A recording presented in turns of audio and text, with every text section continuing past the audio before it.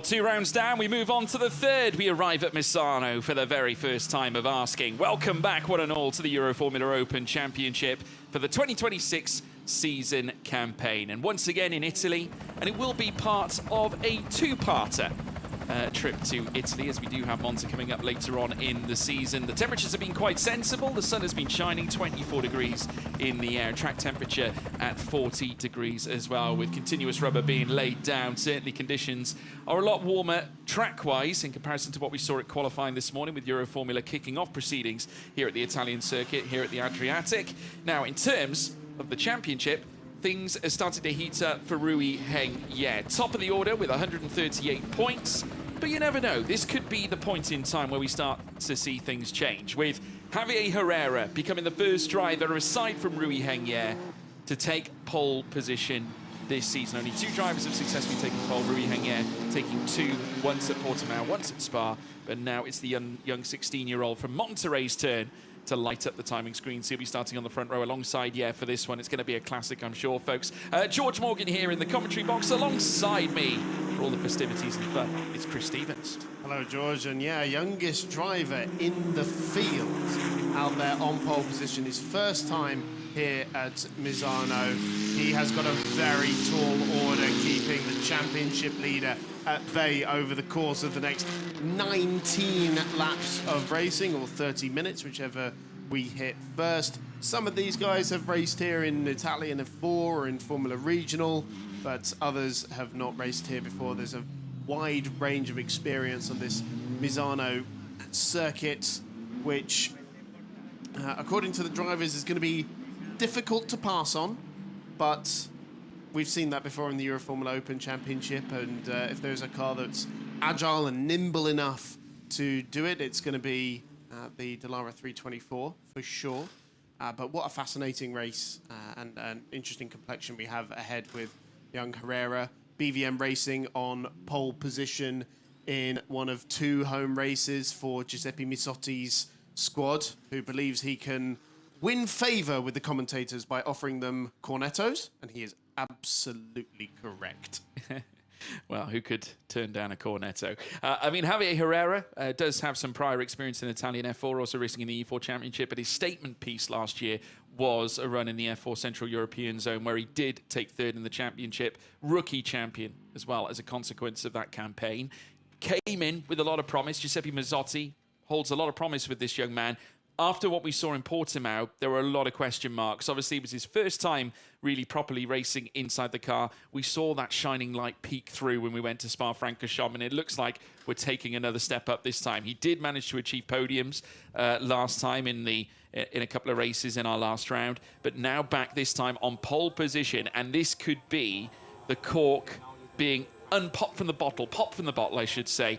Big chance for the Mexican Javier Herrera. There he is, currently currently sat on the grid, awaiting instructions from his relative engineers. We have Rui Heng Ye, though, the man who has taken 2 pole positions, has only missed out on a victory in 1 solitary race. 5 wins in his last 6 starts. This young man is currently in control of the championship lead at this stage. Diego de la Torre, who has been arguably the most consistent driver this season in a certain fashion, actually had a 100% podium record right through till race 1 at Spa. That came to an end after race 2 when he finished 6th with the fastest lap. Everett Stack, the Floridian, who left his best till last in qualifying this morning. The Floridian yet to show his best form, Chris. Not the form necessarily so far that we expected off the back of the end of last season. I think he saved a set of tyres for one of the 3 races, though, by only doing 1 run in qualifying. So that may well come to a head in race 3 on Sunday, as we have S.A. Carrasquillo in 6th position. As a result, he'll be starting on pole position for the 2nd reverse grid race of the weekend on Sunday afternoon. That's where we take the top 6 from qualifying and flip them on its head. So further back, we've got all the rookie class drivers. Victor Dobransky, who's taken several rookie class wins so far this season, lines up 7th on the grid. Jan Koller, young Czech driver, also running very strong as he learns in this first year of the Euroformula Open Championship. And then a newcomer for this weekend, Caddy Baptista, his second race weekend in the Euroformula Open Championship after making a wildcard appearance at the Red Bull Ring last year with the Nielsen Racing squad. And we'll see how many outings Caddy does with us, the father of the Brazilian Endurance and Carrera Cup Brazil champion. Divi Nandan lining up on the 10th spot on the grid. That's the 5th row. Then in behind we have Lorenzo Castillo. Really, obviously part of this Mexican contingent that we have here this season. Obviously, Jesse Carrasquedo, Diego de la Torre part of that too, as well as Javier Herrera, who sits on pole position. Castillo also part of that group as well. And Aaron Farazano steps in for the one sole car for Neri Autosport, who joined the championship at the start of this campaign back at Portimao. So in total, 12 cars will stand on the grid ahead of our first ever race at Misano. Looking forward to seeing how this unfolds and how the drivers are going to adapt to a whole new circuit. Many of them, as you so rightly say, Chris, have raced here before. Certainly those that have raced in Italian F4 and E4 as well. As a coincidence, they'll know a little bit about this circuit. The first sector can get quite twisty, but it opens up in the middle. Yeah, the first sector's a little bit slower. You've got that technical stuff. You're leaning on the front end quite a bit, but then you get to the back end of the circuit and it starts getting real fast, real quick. And then you have like turn 14, the Curva del Carro that comes and slaps you in the face. That could be a prime overtaking opportunity for the 19 laps of racing that are to come. We'll keep an eye on track limits, of course, as well, because that, I'm sure, is going to be a hot talking point. Try and avoid those time penalties later in the race.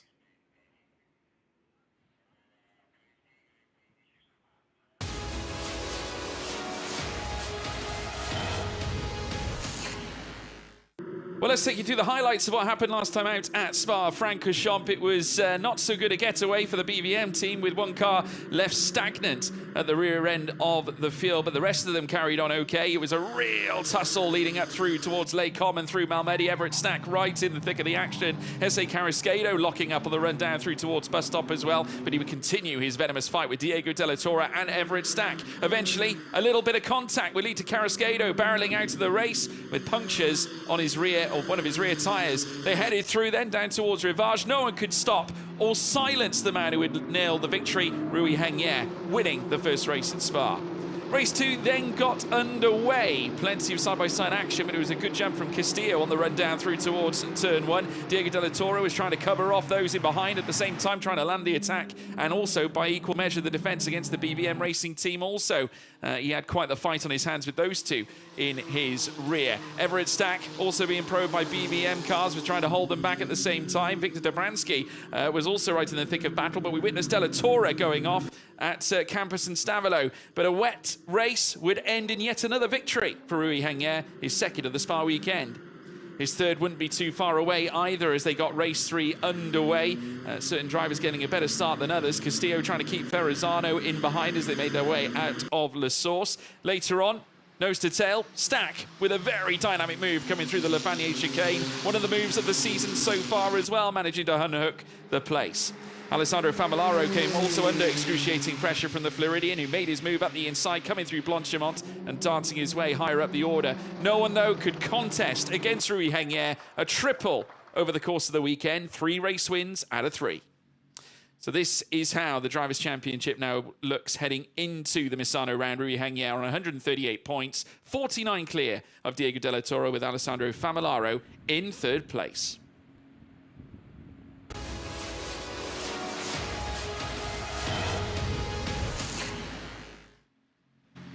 Well, it's now race time here in the Euroformula Open Championship. The starting grid, here for you now, folks. Let's run you through it. From the top to the bottom, pole position for young Javier Herrera, youngest driver on the grid at 16 years of age. Alongside him, Rui Hengye, championship leader, 5 wins out of 6 races so far. Diego de la Torre on the 2nd row in 3rd, 4th for Everett Stack. Then further back, we have Alessandro Famolaro looking to recapture that race 2 win at Portimao. Jesse Carrasquedo in 6th place joins him on the 3rd row. Victor Dobransky, the pole, alongside Jan Koller, the 7th and 8th respectively. We then move down through towards P9, and it's Ricardo Baptista who lines up on the 5th row alongside Divi Nandan, the Indian driver, looking to also recapture some semblance of what we saw at Portimao too. Lorenzo Castillo in 11th place, lines up alongside Neri Autosport's Aaron Farrazano, who will join him from the back. The formation lap in full swing, Chris. Last moments to get those tyres into shape. Yes, and I imagine keeping them cool is going to be the difficult job at 40 degrees at track temperature. Quite a bit of stress on the rear Pirelli tyres here, one would imagine, with these lateral traction zones out of turns 4 and 5 and into 6 down the back straight, the longest straight on the circuit, just over half a kilometre long. Could be a prime overtaking opportunity into turn 8. The Cassia corner, or the Oak, as it is in English. And this is the part of the track where you come out of here and it starts to get really fast. A couple of flat-out right-handers, and then into more of a hairpin type corner at the Curva del Carro we were talking about earlier. So could be an overtaking opportunity there. But yeah, keeping the tyres alive and trying to stay out the dirty air, I think, is going to be quite key here as well. And that's where they can try and monster the curb a little bit and get at least some clean air going over a little bit of their wing or over the tyres as well. Certainly a fascinating 19 laps in prospect, with the man who's dominated the season so far lining up alongside the youngest driver in the field. Another classic BVM versus Team Motorpark battle in the Euroformula Open Championship. Plenty to look out for behind them as well. Yeah, obviously it'll be Javi Herrera looking to continue the great work laid down from last season from Timothée Kaharczyk, who has now gone on to do some astonishing things in the world of IndyCar, obviously taking part in Indy Next, and obviously came away with that statement victory at Indianapolis, which I'm sure left a smile with Giuseppe Mazzotti himself, providing young drivers for the future that will then compete in the higher echelons of junior single-seater. As now the cars line up on to the grid. We've still got the last few stragglers. Castillo lines up at the back. We also have Aaron Farrazano as well at the same time. Just note, obviously, remember Jan Koller with Roman Stanek in his corner as well, coached by the former F2 winner. As we now wait for the lights to go red. Lots of interest here at Misano as the marshal waves the green flag at the back. The lights now glowing reds. All 5 lights are now lit. They go out. It's pedal to the metal and it's go, go, go, go, go. Diego Della Torre has made a huge hash of that one. He's not alone as well, because I think it might have been, Jan Koller who had a stop, I think, right at the very beginning. So the 2 Motorpark cars at a standstill as they peel through the first sector. A car going off wide as well. Now, is that Dobransky who might have gone off? Yes, Victor Dobransky going off wide, coming out of turn 2 and turn 3. But a great start for Javier Herrera, BVM leading the way right from the get-go with Rui Hengya. Diego Della Torre just about gets it running, but surely that is his race over, as now we watch them make their way down through towards the heavy braking zone now at the end of turn 8. Through Quecha they go, then a run up through towards turn 9, side by side. Here comes Castillo. Farrazano also looking to gain places too. Well, he's lifted himself from the back owing to the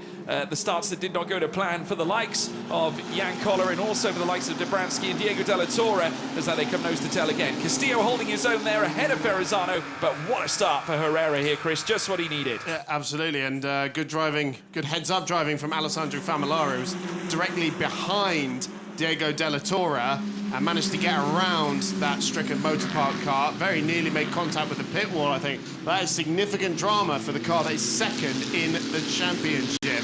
But up at the front, Javier Herrera doing exactly what he needed to do. That's the most difficult part of the job done. He's leading the way.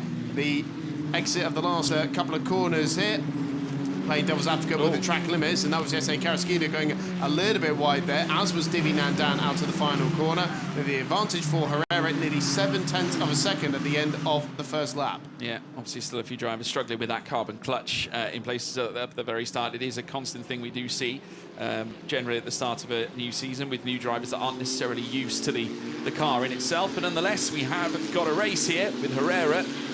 Now currently with the fastest lap in hand, as you would expect on the opening lap, but be prepared for these lap times to take a rapid tumble as the young Mexican, 16 years of age, makes his way into the heavy braking zone with Rui Hengye still all over his tail. Everett Stack with a strong start. Just sat in P3, observing everything that's unfolding in front. Familaro, obviously, with a confident getaway at the same time, will look to perhaps join the party up at the very front with Carrasquedo, who we know to be vehemently quick. Not necessarily seeing that same level of pace from Carrasquedo, though, that we have seen in previous rounds, though, Chris. No, he's not exactly been troubling the top of the timesheet lately, has he? But we'll have an opportunity to start the front of the field later on in the weekend. We've got Caddy Baptista, who's just got around Divi Nandan. Two BVM drivers swapping places there by the looks of it for 6th and 7th position. As a result, falling off the back of the leading at 5, as it is. As here comes Lorenzo Castillo, trying to get around the outside of the Indian driver and looks to the inside at the final corner. That's quite a quick corner. Wide goes Nandan once again, and looking to pick up the pieces on both of them there is Victor Dobransky, the rookie class driver, who manages to take both of them round the outside of the braking zone at turn 1. That's what you call the ultimate opportunist.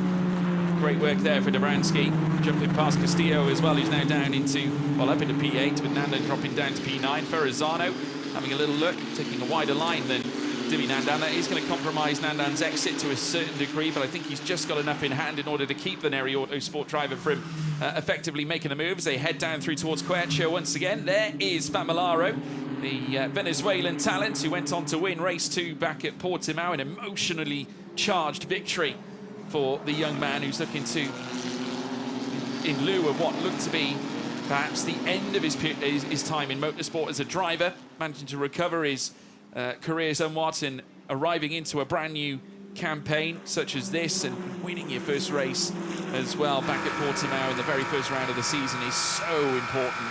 I can imagine it's done wonders for this young man's confidence. Running on board with him now as they head down in towards the next right, as part of the BBM contingent. They're going to be looking to add more the BBM team. Giuseppe Mazzotti with a lot of passion for this Euroformula Open Championship, and now with 4 cars at his disposal, just goes to show the growth that this team is experiencing, which is great to see. That certainly is, expanding in terms of the grid numbers and bringing more to the Euroformula Open Championship, and bringing some great talent through the ranks there as well, like Herrera, who's leading the way and continuing to stretch his legs out there. Fastest lap of the race, a 1:28.554 for Herrera. Last time round was 4/10 quicker than Rui Hengye. The gap now up to, as near as makes no difference, 1.4 seconds. And Everett Stack a few tenths slower than that as well, actually. So that gap growing a little bit, about 1 second between those two championship rivals. Stack 3rd in the championship going into this weekend. We just saw a look there at Matteo Tirananzi inside the BVM garage. His driver, Nivi Dandan, not having an easy one out there in 9th position. You see them come through the final sector, the flat-out right-handers through there all the way up to Curva del Carro. And Herrera looking very poised and composed up at the front of the field, isn't he? Showing wisdom and ability beyond his years. This is the Herrera we were expecting to see at the start of Portimao. Very much so. I was highly anticipating him, certainly based on what I'd heard of Giuseppe Mazzotti. He was full of confidence for this young 16-year-old, and for good reason. We just did not get to see it at Portimao, maybe to the levels that we would have expected. But then he came back at Spa, and he delivered some astonishing performances in both race 1 and race 2. 3rd in race 1 at Spa, it was P2 in race 2 at Spa, then to follow obviously P9 in race 3. Could have been better, but this is a much more assured performance so far from Herrera. Of course, it's still early doors and still 15 laps or so to go as they come through the Quercia once again with Rui Hengye still logging behind, 1.4 to 1.5 seconds, with Everett Stack 1.2 in the interval behind Rui Hengye right now, and Familaro still remaining within a second. In fact, 8/10 away for the Venezuelan, down in 4th place. Yeah, 3/10 quicker than Everett Stack on that previous lap, so Familaro on a little bit of a charge here. It'd be great if BVM could get 2 of their drivers on the podium in one of their home races. Everett Stack third in the championship, but only 3 podium finishes to his name so far this season. Yet to take a victory in 2026 is Everett Stack. Not what we expected after this young American started to sort of come of age at the end of his rookie campaign at the end of 2025. Listening in to Alessandro Famolaro, who's got a great view at the back of Stack's car. You get a real sense of just how fast this track can be in a top-flight single-seater like this. And last time around, Famolaro and Stack matching each other to the 10th. So the gap remaining around 0.6 of a second between Stack and Famolaro, so ebbing and flowing as the race progresses. Javier Herrera another 0.2 of a second quicker than Rui Hengye last time around. The gap now 1.6 seconds as they make their way down the back straight in towards turn 8. You can see it visually growing there. S.A. Carrasquillo waiting rather patiently in the wings there as well, but not fighting for the podium directly or as intently as we have seen over the course of the first 2 meetings of the season in Portimao and at Spa-Francorchamps. Could arguably be a measured approach here from Carrasquillo in the sense that he would have the pole positions for the next, or be on the front row for the next 2 races. Yes, because if it were to finish like this, he'd be on the front row for race 2 tomorrow morning as well. Yeah, correct. And obviously, if you remember the qualifying performance as well, you'll be effectively on pole. He is on pole, yeah, for that one. And it would be Caddy Baptista on pole position tomorrow morning, actually, if it were to finish like this. Yeah, obviously for his first start of the championship this season, obviously combining it with his GB3 campaign that he's also running this year too.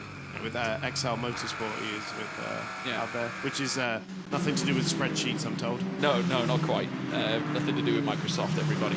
Of course, other services are available. As we now watch as the number 11 of Alessandro Famolaro peeling through, and a little bit of a scare, yeah, but he took a lot of it, didn't he? Obviously, we saw the action with the steering wheel from Everett Stack, looking a little bit dogged coming out of turn 2 through turn 3, and that might leave a window of opportunity here for Famolaro to plant a second BVM onto the podium. Yeah, I think that's definitely incentivized the Venezuelan as Everett Stack kind of lit up the rear Pirellis coming through turn 2. He's visually closer, is Famolaro. The gap now around half a second between 3rd and 4th place. Difficult to get a move done in this section of the track, but if he can continue to put Stack under this much pressure, they come through turns 9 and 10. Tramonto, the sunset corner. We'll find out why it's called that a little bit later on in the day. But yeah, Famolaro doing a good job of keeping Everett Stack under some real pressure here. Start to fill the mirrors on that Motorpark car, and look at the slipstream he's getting through these flat-out right-handers at 11 and 12. And there was a bit of a lift in that final third right-hander, but monstering the curb through at turn 14. And flat out through the left-hander at 15. And let's see how much gas he gives it through the final corner. Dab of brake, straight back onto the gas. Difficult to try and follow a car, even though these cars produce less downforce than Formula 1 and Formula 2 cars. They are still aero-dependent machines, which means that on a circuit like this where you're quite aero-dependent, can be a struggle to follow cars. But the gap under half a second now between Famolaro and Stack, he managed to take about 1/10 of a second out of him last time around. Yeah. I get the feeling, though, he's going to have his chance because he'll be reunited with that middle sector point where you do meet Cavone corner halfway through that full back straight that they have with a little kink in the course that makes up Cavone. Of course, this is on the outset of the penalty loop out of Tramonto. And then heading down through towards the heavy braking zone at Carrow corner. We then meet the heavy braking zone again. And we've seen drivers, certainly in single-seaters in the past, chuck it up the inside if they have that opportune moment coming out of turn 12 or turn 11. So we now watch them make their way through. Now this is Divi Nandan down in 9th place. Stack now under pressure because Famolaro, this is exactly the segment of track I was expecting this to happen. A switch back here from Famolaro, having another look. Now on the brakes. Stack tried to negate any attack. Great effort from Stack to defend, but Famolaro all over him like a nasty rash right now as they come through the final corners once again. A couple of left-handers lie in wait. The final corner beckons. And a very early warning shot sent here by Famolaro, and I get the feeling that Stack may not be in third for much longer, Chris. Well, he's got to try and keep it composed. He's all over the racetrack in the final sector as Famularo was putting him offline. He's got to keep it neat and tidy. He's been able to stay a bit composed. He's put a bit of a gap between himself and Famularo in the first couple of corners, but Famularo was looking very, very quick in that middle sector, wasn't he? And that's what put him on the American's tail towards the end of the lap. And Everett Stack's got to put up with this for another 11 laps, but that's the closest it's been in terms of changing for third position. As we see Carrasquillo closing in behind them. He was 4/10 quicker than the two cars in front of him, so the gap now down to a second between Carrasquillo and Famularo. This is the battle for what will be reverse grid pole tomorrow morning. Victor Dobransky closing in on the rookie caddy Baptista. Although, actually, that being said, Dobransky's only got one more rounds of experience in this championship than caddy Baptista does. Bearing in mind that both very early on in their careers at this level of competition. Lorenzo Castillo about a second behind them, Divi Nandan and Aaron Ferrazzano, and then it's 16 seconds to the slow starting Diego Della Torre and Jan Koller at the back of the field. We see Jean-Philippe Neri at the back of the garage. Oh, that's Famularo through. Famularo into third position now, so this must have happened in the third sector. Hopefully one of our cameras caught that one, because Famularo is now up into third position, and BVM have two cars on the podium now with 10 to go. I can only imagine he did it around turn 13 to 14, Chris, because he was still in front with Stack coming through out of turn 11, so it must have happened coming through towards turn 13 into the late braking zone of 40. Similar to what we saw in the previous lap then, Correct. Just a bit more successful at that time. But Famularo up into third position, and after a podiumless meeting at Spa, this will be very welcome news to the Venezuelan. And we're showing this pace right through the weekend. Obviously, remember, was fastest in free practice 2 coming in here for BVM, but now they have a great opportunity to the Italian team at their home circuits, and now nestle in 2 podiums in one race already, just to kick-start proceedings here at the Adriatic, here at Misano. Let's take a look. This is the move at the replay. Yes, so it was actually Caro Corner at turn 14 where it happened, coming out of turn 13. Here's the move on board with Famularo. Is he going to look around the outside, obviously compromising it? Oh, okay. So Stack got a little bit caught on the exit, right on the curb, on the deep to the inside.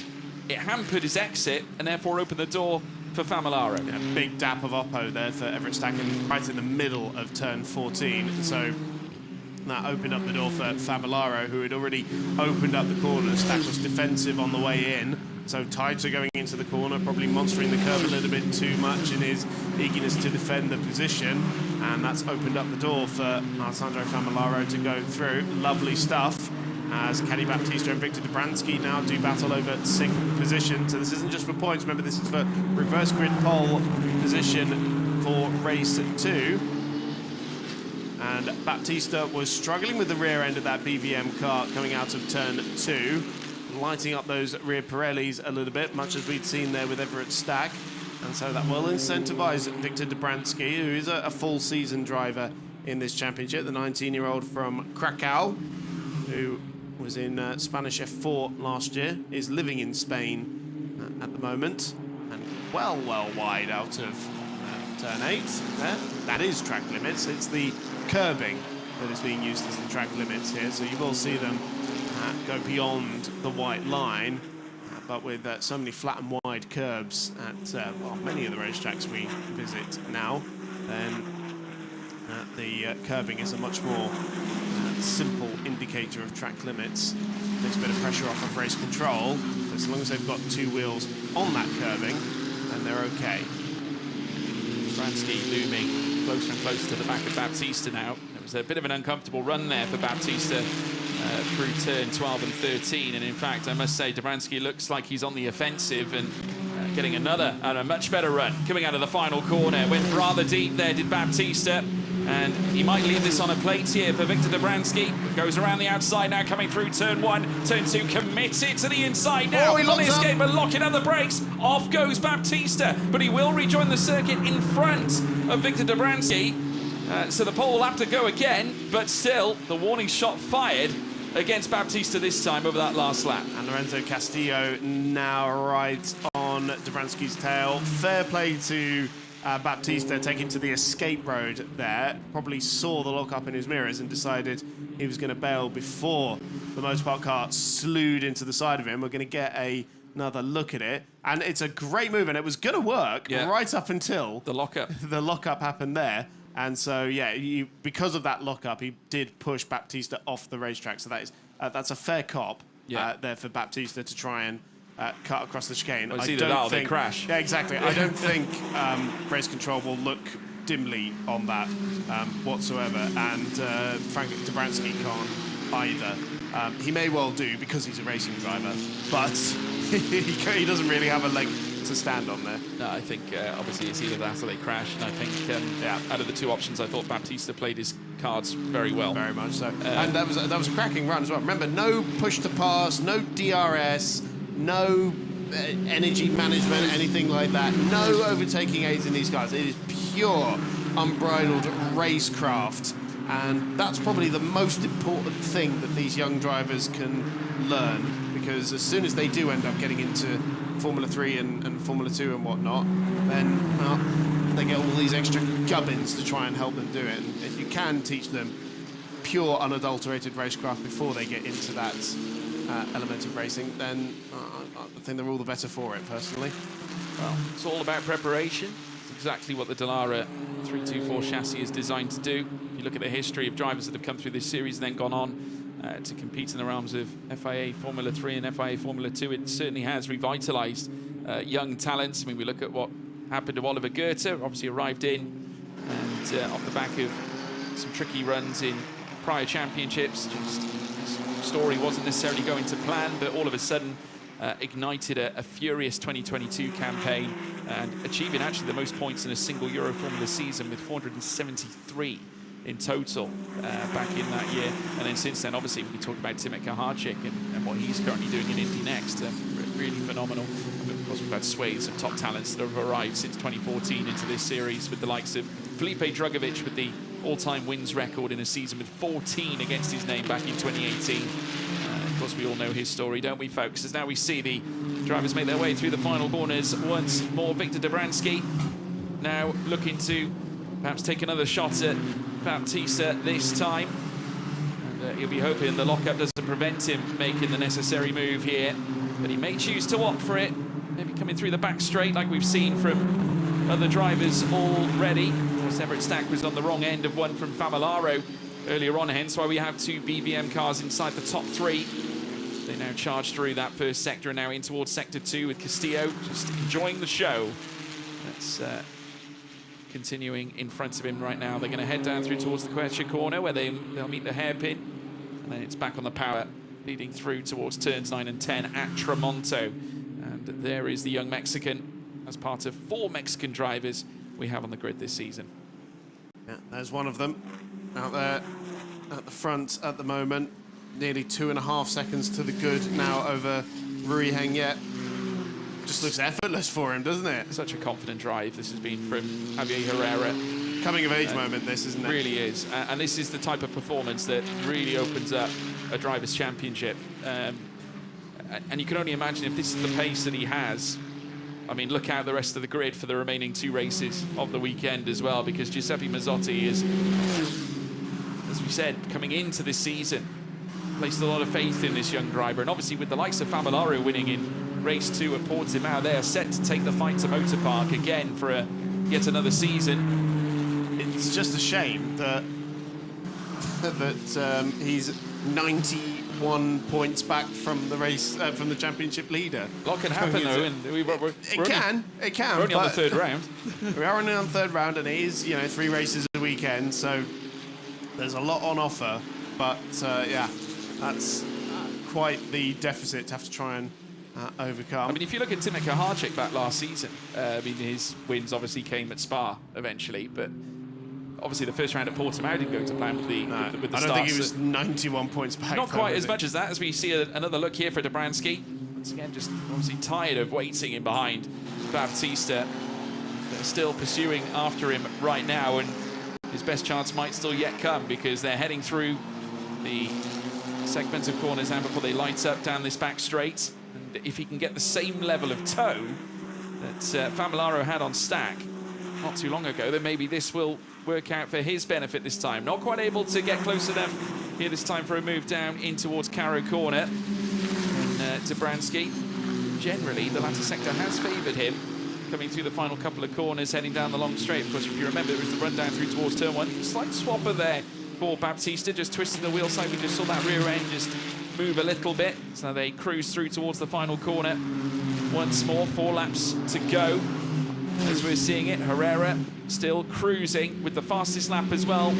Under his belt, 3.1 ahead of Rui Hengya. And I know we just said it's a standout performance, but 3.1, nearly 3.2 ahead of Rui Hengya, the championship leader. He is sending a message. And just look at the time gap over the last lap as well. We're talking 0.6 quicker over a single lap for Javier Herrera. Not bad, is it? And don't forget that fastest lap comes with a bonus championship point as well. So it would be the full complement of 27 points you can score in a day, or on a Saturday in the Euroformula Open Championship, with qualifying and race 1 for Javier Herrera, if it were to end like this. 3 to go when they come across the stripe. Yeah, 3.3 seconds to the good now over Rui Hengya. Real statement drive, this from Herrera and BVM Racing. And this will be a great advert. I mean, I know Tim Michalczyk winning the championship last year did rather prove that this isn't just Formula Motor Park. That Matteo Tirananzi and Giuseppe Mizzotti in the BVM Racing garage. But this is an important win here if it were to come to fruition. Yeah, Mexican arriving on the scene, finishing ahead of Rui Hengya by some margin, would definitely send a message to Motorpark that he is now here to fight. And breaking the trend of 4 sequential race wins for Rui Hengya. That's the run. He blanketed Spa-Francorchamps with Rui Hengya, going from pole to taking 3 victories back-to-back.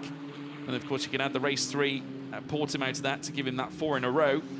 But 5 in total in the last 6 races. Well, we're going to see another driver storm to the top step of the podium for the first time this season, and it will be Herrera. And in fact, it does mean that BVM would have had 2 different drivers standing on the top step of the podium, something that the Motor Park is yet to do just yet. When was the last time BVM had 2 different drivers win in a single season? I think this is the first time. It's got to be, because they only ran 1 car for the longest time. Yeah. And then they only had 2 cars, what, a couple last year? Yeah. So, yeah. 3, I think 3 maximum. They did have 3 cars, I think. That was only at the very end of the season, wasn't it? Yeah. So, yeah, this has got to be the first time that BVM have had 2 different drivers win in a single season. Yeah. Now that is growth. That is, yeah, that's what we call progress, boys. Yeah. So I'm sure there'll be lots of smiles inside the BVM garage. The Italian outfit progressing, just as this young man at the very top of the shop is progressing. This is Castillo, though, his fellow countryman, part of the Motor Park team, 7th place at the moment. If he can gain 1 more place, he'll be able to start on pole position later on in the weekend. Let this be a lesson to Timo Rumpf, Carl. He should have come to us with a cornetto before this race. Cornettos mean podiums and wins, clearly. Yeah. But as we now watch Castillo make his way through the next segment of corners and then in towards Quercia, the hairpin bend at turn 8. Still got some work to do, though, if he wants to close down on Dobransky. Dobransky, who was obviously since past Baptista, has gone on to P6 and so ferried in quite a significant amount of time. It's now 4 seconds separating Baptista and Dobransky now, with Castillo separating the pair of them. 2 seconds away from Baptista is Castillo. 2 seconds up the road. We're right on board here with Famolaro, Venezuelan. Would be absolutely thrilled to nail in and nestle yet another podium to his name. In fact, it'll be a first podium since Portimao. Did not actually score one at Spa. Finished 4th. That was his best result in race 3. And it will mean a 3rd podium of the season here for Famolaro, should he bring this home. But the final lap now in full swing. There's your race leader, and set to take not just the overall race win, it will be the rookie win as well.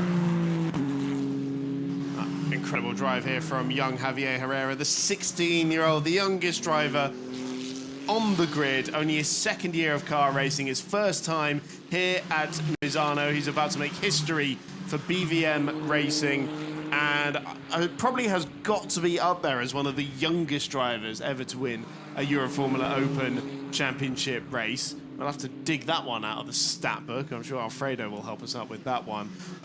This is a real statement drive here from Javier Herrera after a very difficult start to the season, bagging his first podiums at Spa though, and now he's about to take his first ever victory in the Euroformula Open Championship. No stranger to winning, was a winner in F4, and looks like he's on course to quickly rise through the ranks here. But this is Herrera and BVM telling Motorpark and Rui Hengye that they're not going to have it all their own way, and that this is still a prime team and championship combination for developing some talent. Yeah, to right, here on the coast. He's going to set sail around the final corner. It is going to be Javier Herrera who takes a glorious first win in the Euroformula Open Championship. From lights to flag, pole to victory. The 16-year-old comes of age here at the Adriatic. MISANO is his best friend, as it is for BVM. Rui Hengye finishes in second place. Further back, Alessandro Famolaro delivers a double podium for BVM after unseating Everett Stack over that third place. Stack finishes in fourth ahead of S.A. Carrasquedo, Dobransky in sixth ahead of Castillo, and Baptista and Divi Nandan. What delight I can imagine on the face of Javier Herrera, shaking his fist in the air, responding to the jubilance of the BVM team on the pit wall, who no question believe that this young man can do the business this season. And just imagine what this first win can do for such a young talent who came in off the back of winning the Rookie Championship in F4 Central European Zone, third in the championship overall, arrives in to this level of machinery after a tricky first venture at Portimao. Well, didn't he half recover at Spa to garner 2 podiums, but he's just garnered his first race win of the season, and there could yet be more to come. Let's run you through the results, folks. A cracking way to start for Javier Herrera.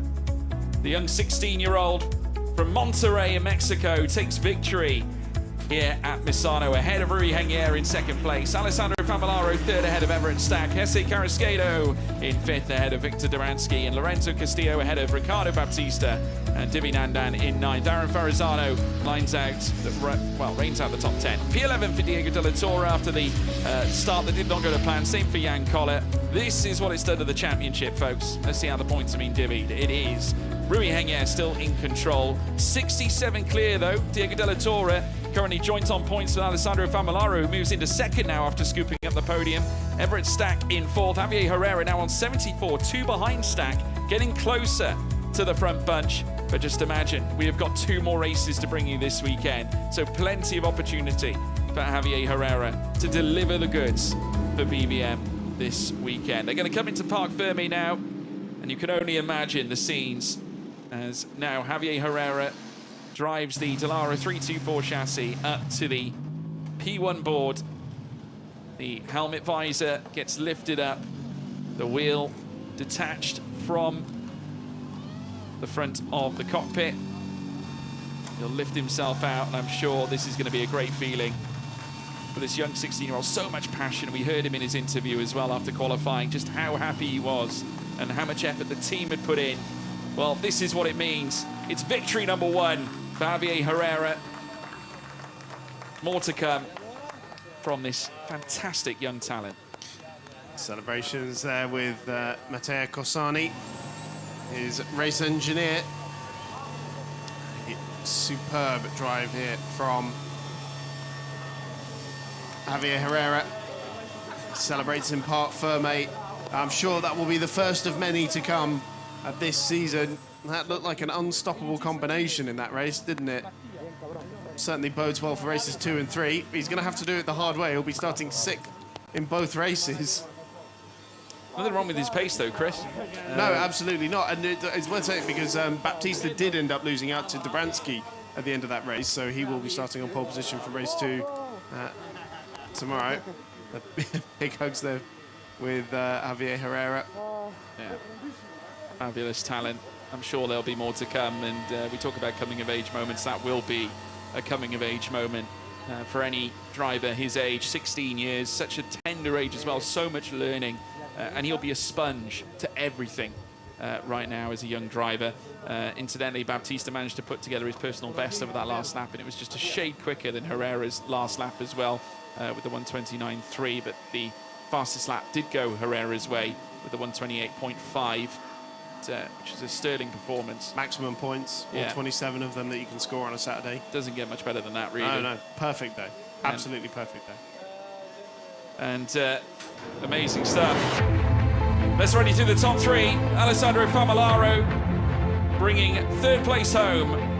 The Venezuelan gifting BVM an occasion where they can celebrate yet another driver on the podium, with Rui Hengye finishing in second. The championship leader may feel under threat now because there's a new driver on the scene. It is Javier Herrera, and he is standing by with Alfredo Filipponi. Javier Herrera, winner of race 1 at Misano. Everything went according to the plan, huh? Yeah, exactly. Everything I imagined in my mind exactly happened, and this is great. I've been, like I said in qualifying, I've been working really hard with physically, mentally, and just technically, just improving my driving. And yeah, it was tough to try to catch up to the rest, but I did. And now I think this weekend we're really fast, and I'm just super happy to have drove it across the line, especially have such a hot race. And yeah, I'm just super happy, really happy. And a fantastic day. Yeah, it's perfect so far. Let's try to keep going for it tomorrow, the same. Muy bien, pues nada, un gran vamos para México. Vamos, México.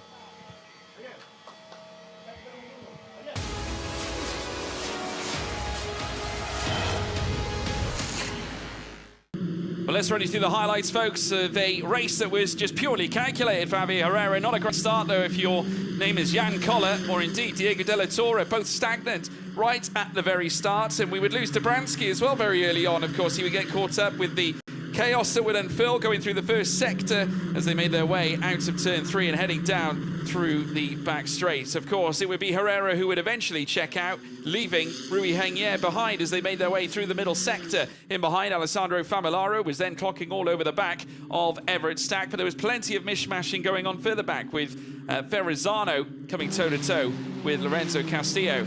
This was the wide moment that opened things up for the drivers behind once more. Dibi Nandan taking a very wide line coming through the final corners, and it left it all on a plate for Victor Dobransky to just move through. Castillo ended up also moving past, but Dobransky would get the two of them. Famolaro, this was the moment, overtaking Everett Stack after Stack's mistake, coming through the final sector and planting himself into P3 to make it a double podium for Giuseppe Mazzotti's BVM team. Dobransky very nearly unhooking and getting the move done on Ricardo Baptista. The lockup, though, costing him that fantastic effort at the race the overtaking maneuver. This was the moment, though, that we would witness Javier Herrera cross the line, the young 16-year-old taking his first win in the Euroformula Open Championship, and many more, I'm sure, set to come.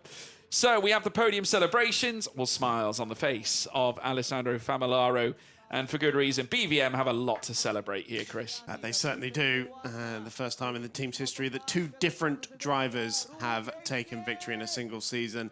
Famolaro, they're back on the podium for the first time since Portimao in his race-winning weekend. Rui Hengye finishing second for the first time. This is the first time he's been on a podium, not on the top step this season. But here comes Javier Herrera, the man of the moment. And the big applause there from the BVM Racing squad. He'll be picking up the additional rookie class trophy as well, joined by Mattia on the podium. And we'll pause for the Mexican national anthem.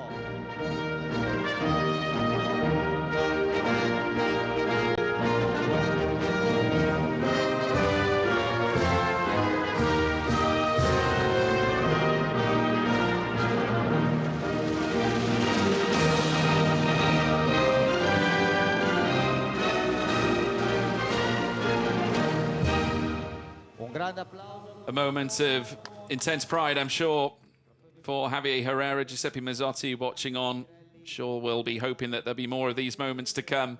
Indeed, we still have 2 races as well coming as well.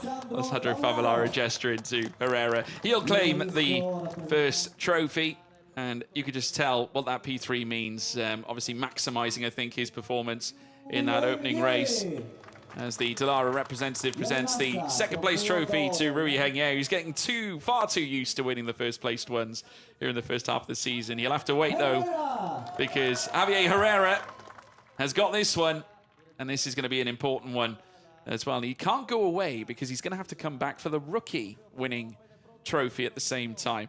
Championship CEO Jesus Pereira presenting the winning team trophy to BVM, who are starting to amass a quiet collection themselves now after last year's exploits of winning the Drivers' Championship. And Javier Herrera winning rookie at the same time. A glorious performance as the podium photo is indeed shared. Absolutely spectacular stuff, and there's plenty more action still to come as well. But folks, for now, that is all we've got time for. Join us tomorrow for races 2 and 3. See you then. Goodbye.